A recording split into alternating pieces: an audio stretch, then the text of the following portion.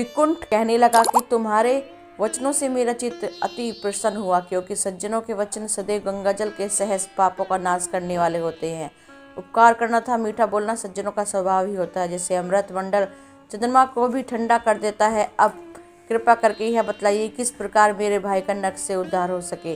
तब दूत कुछ देर ज्ञान दृष्टि से विचार कर मृत्यु रूपी रस्से से बंधे हुए बोला कि हे वेश्य, यदि तुम अपने भाई के लिए सुरक्षा की कामना करते हो तो जल्दी अपना 8 जन्म के पुण्य फल को उसके निमित्त अर्पण कर दो।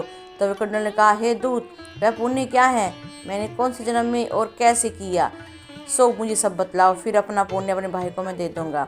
दूत कहने लगा कि हे वेश्य, तुम्हारे पुण्य की सब कथा कहता हूँ और ध्यान से सुनो। पूर्व समय में मधुमन में साल्की नाम का ऋषि था। वह बड़ा तपस्वी ब्रह्मा के समान तेज वाला था। नवग्रह की तरह उसकी स्त्री रेवती के 9 पुत्र थे, जिनके नाम ध्रुव, शशि, बुध, तार, ज्योतिष्मान थे। इन 5 ने गृहस्थ आश्रम धारण किया तथा निम्रो, जितमाय, दाय, निष्ठा और गुणात्तीय के 4 संन्यास ग्रहण कर वह वन में रहने लगे।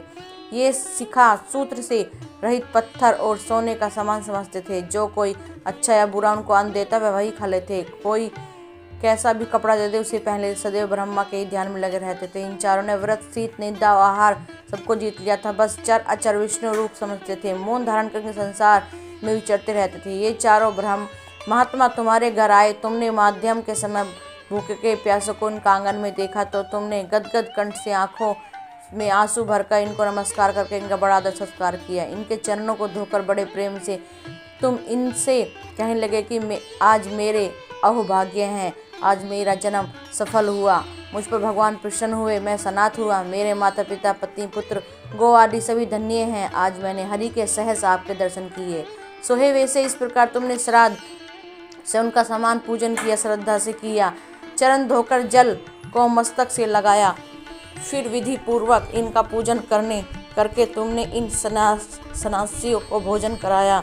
इन सन्यासियों से भोजन करके रात को तुम्हारे घर विश्राम किया और ब्रह्मा के ध्यान में लीन हो गए। इन सन्यासियों के सत्कार से जो पुण्य तुमको मिला सो कहने में असमर्थ हूँ, क्योंकि सब भूतों में प्राणी श्रेष्ठ है। प्राणियों में बुद्धि वालों को मनुष्य, मनुष्यों में ब्राह्मण, विद्वानों में पुण्यात्मा और पुण्यात्मा में ब्रह्मा, ज्ञानी श्रेष्ठ है। ऐसी ही संगति से बड़े बड़े पाप नष्ट हो जाते हैं। यह पुण्य तुमने अपने पहले 8वें जन्म में किया था। सो यदि तुम अपने भाई को नरक से मुक्त करना चाहते हो तो यह पुण्य दे दो। तो दूत के ऐसे वाक्य सुनकर उसने प्रसन्नचित्त से अपना पुण्य उन भाई को कुंडल को दे दिया। वह नरक से मुक्त होकर गया और दोनों भाई देवता से पूजित किए गए। तब दूत अपने स्थान को चला गया। इस प्रकार वेश्य के पुत्र विकुंडल ने अपना पुण्य देकर अपने भाई को नरक की यातना छुड़वाया। सो हे राजन, जो कोई इस इतिहास को पढ़ता है, सुनता है, वह 1000 गोदान का फल मिलता है। ओम विष्णुवाय नमः।